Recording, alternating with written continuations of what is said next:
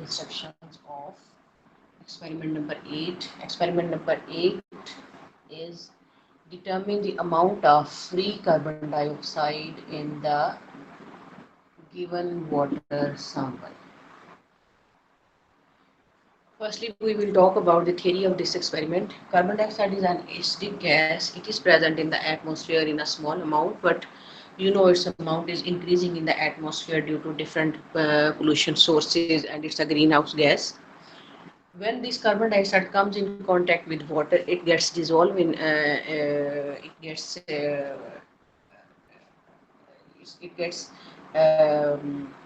it reacts with the water molecules and converted into carbonic acid.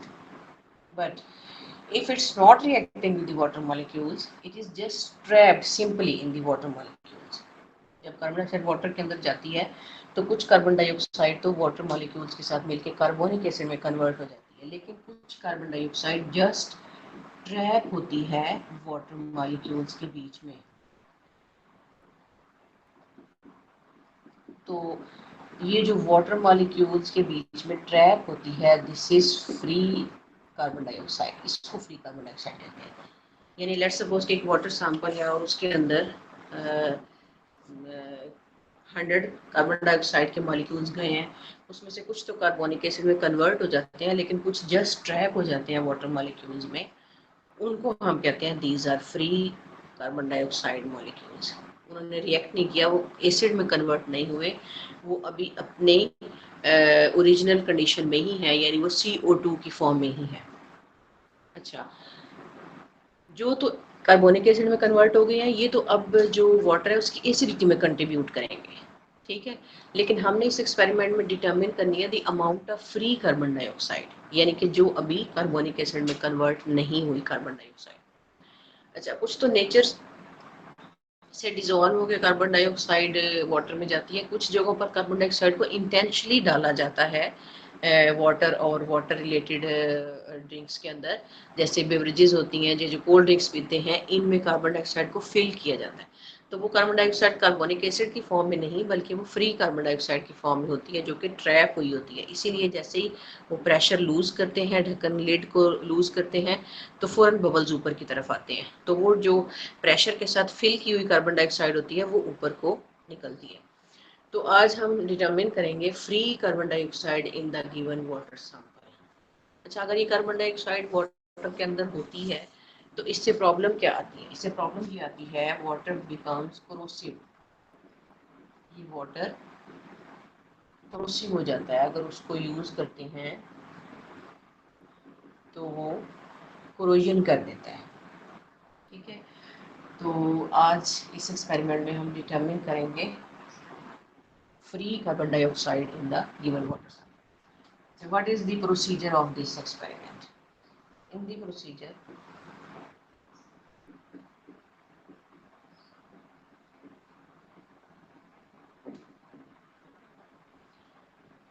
take 10 ml of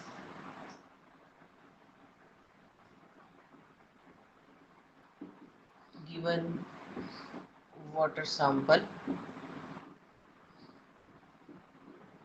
in titration flask. Titration flask में 10 ml sample लेना। Add 2 to 3 drops of indicator. फिनोफ्थेन इसमें indicator use होता है, जो कि acidic medium में colourless है और बेसिक मीडियम में कलर्ड हो जाएगा। Then gradually add sodium carbonate solution from burette into flask. Titration flask के अंदर ग्रेजुअली सोडियम कार्बोनेट सॉल्यूशन को ऐड करना है, जो कि ब्यूरेट के अंदर लिया हुआ होगा। Actually this is an acid based titration. बल्कि आप ऐसे करें कि अपनी थ्योरी में ये चीज़ भी ऐड करें, carbon dioxide will be determined by using acid base titration, ये टाइट्रेशन है, ठीक है। तो in addition to previous points जो मैंने आपको थ्योरी में बताए हैं, आपने ये भी नोट कर लेना है थ्योरी के अंदर। मैं यहाँ पर लिख देती हूँ ताकि आपको याद रहे। थ्योरी में आपने ये पॉइंट भी ऐड कर लेते हैं कि this is an acid base titration, ठीक है। अच्छा, ग्रेजुअली ऐड करेंगे सोडियम कार्बोनेट ब्यूरेट से फ्लास्क के अंदर एंड जेंटली मिक्स, और उसको नरमी से थोड़ा सा शेक करते जाएंगे। क्या होगा, after some time pink color will appear, that's the end point,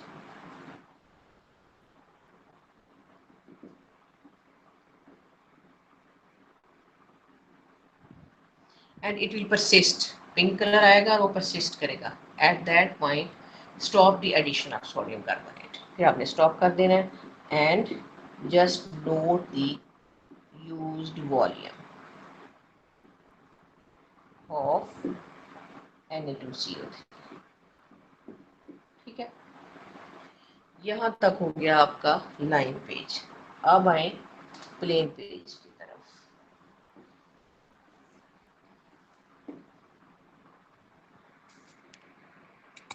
plane page पे क्या करेंगे, सबसे पहले लिखेंगे एक्सपेरिमेंट नंबर, डेट, टाइटल, उसके बाद अपरेटस, अपरेटस में फ्लास्क, ब्यूरेट, वेइंग बैलेंस, ये चीज़ें और जो भी आप यूज़ करेंगे। Then materials required,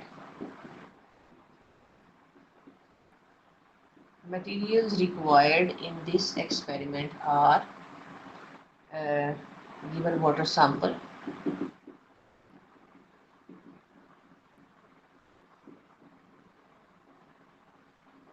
0.1 molar Na2CO3 solution. ये आपने खुद बना लेना है वे करके। आई होप कि आपको सोल्यूशन बनाना आता होगा। मोलर सोल्यूशन कैसे बनाते हैं, जितना वेट है, मोलर मैस है किसी कंपाउंड का, उसको लीटर में डिसॉल्व कर दें। 0.1 के लिए क्या करेंगे, उसके मोलर मैस को 0.1 से मल्टीप्लाई कर दें, जो आंसर आएगा उसको 1000 में डिसॉल्व कर दें। अगर वॉल्यूम कम बनाना चाहते हैं तो वॉल्यूम को भी रिड्यूस कर लें, ठीक है। तो ये कैलकुलेशंस आई होप कि आप कर सकते हैं। नहीं भी अगर आपको कोई प्रॉब्लम होगी तो लैब में आप डिस्कस कर सकते हैं, ठीक है। हम अवेलेबल होंगे इंशाल्लाह ताला। अच्छा, ये सोल्यूशन बना लें। फिर इसके साथ यूज़ करना है इंडिकेटर। इंडिकेटर क्या है, फिनोल्फथलीन,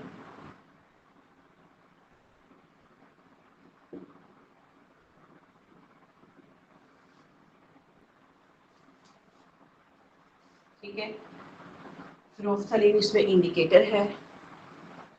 और इसके बाद आप लिखेंगे केमिकल रिएक्शन। ये मैं बता रही हूँ आपको प्लेन पेज पे लिखने के लिए, ठीक है। अच्छा, केमिकल रिएक्शन क्या होगा, कार्बन डाइऑक्साइड को डिटरमिन करना है और सोडियम कार्बोनेट यूज कर रहे हैं, तो वाटर की प्रेजेंस में यूज कर रहे हैं। It will be converted into bicarbonate, ठीक है। Carbonate will be converted into bicarbonates, ये रिएक्शन होगा। अच्छा, और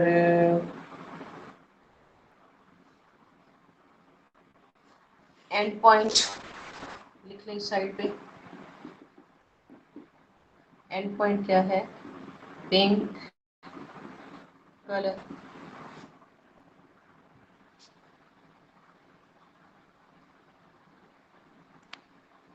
अच्छा, यहाँ तक नोट कर लिया। फिर अब आप आएंगे ऑब्जर्वेशन एंड कैलकुलेशंस की तरफ। इसी प्लेन पेज पे अब आपने लिखनी है ऑब्जर्वेशंस एंड कैलकुलेशंस।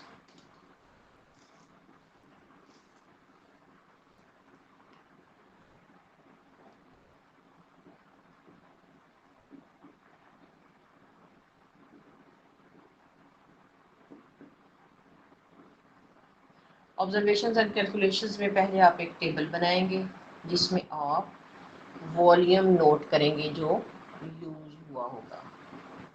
ठीक है, आपने 3 रीडिंग्स लेनी है। तो यहाँ पे पहले आप बना लें serial number.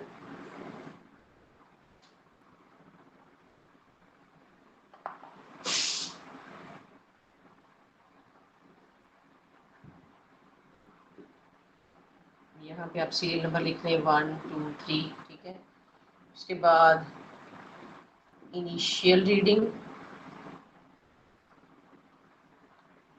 Final reading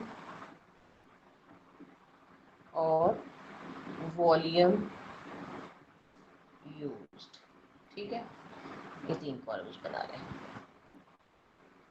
suppose initial reading is 0 when you will perform the first titration.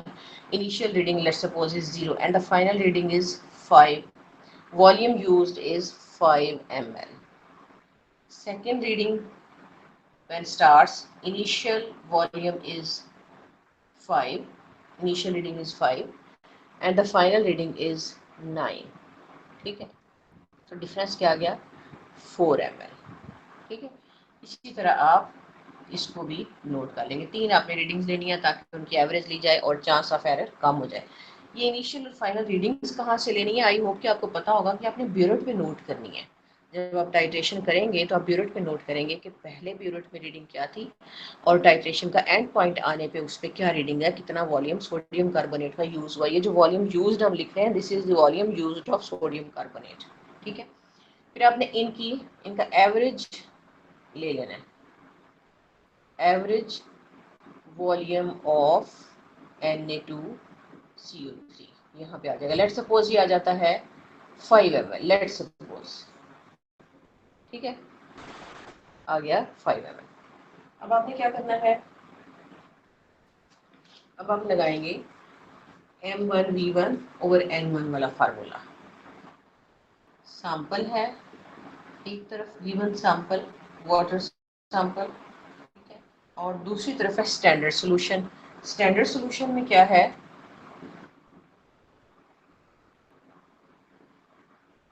Sodium carbonate.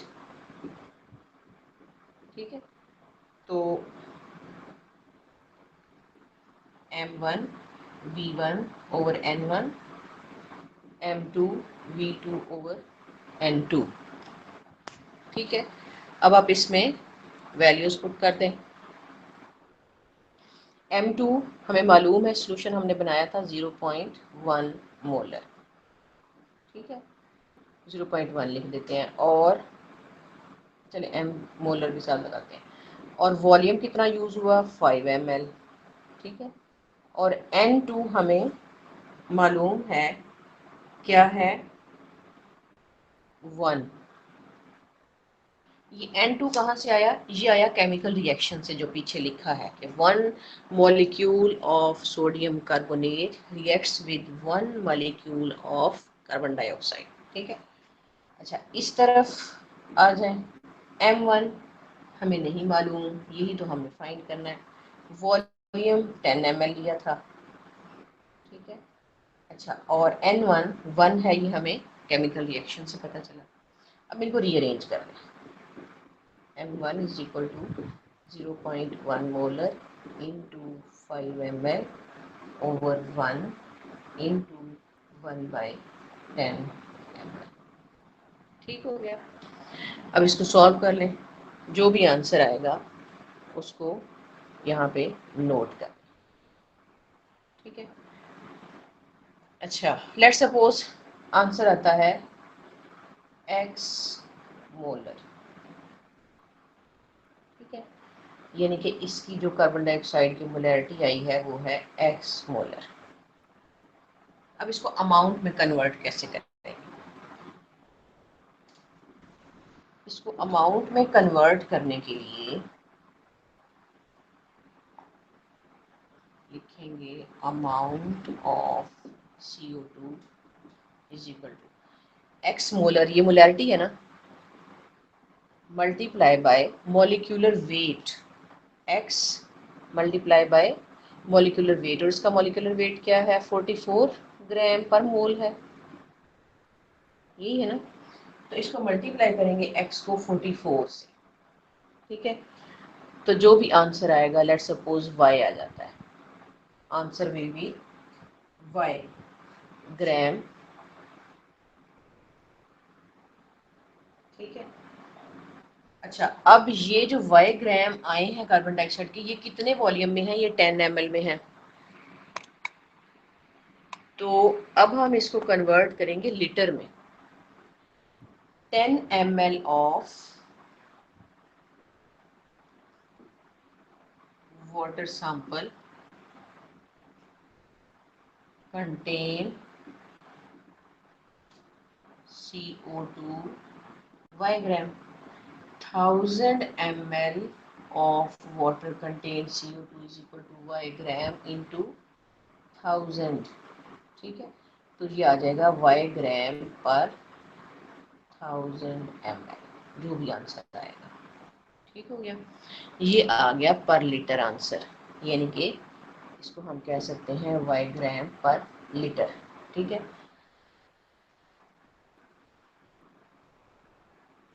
Further अगर इसको पीपीएम में कन्वर्ट करना हो तो क्या करेंगे, ये आंसर जो है ये ग्राम्स में है, और पीपीएम क्या होता है, मिलीग्राम पर लीटर। तो simply multiply this answer y with 1000, okay. Answer will be in milligrams पर लीटर, ठीक है। इस आंसर को 1000 से मल्टीप्लाई कर दें तो ये मिलीग्राम पर लीटर में आ जाएगा, एंड मिलीग्राम पर litre is equal to ppm, ये पीपीएम में हो जाएगा, ठीक है। और फिर आप नोट कर लेंगे इसके लिए रिजल्ट। रिजल्ट में आप क्या लिखेंगे, the amount of carbon dioxide in the given water sample is this ppm, ठीक है। ये आपने यहाँ पे स्टेटमेंट देनी है। Thank you so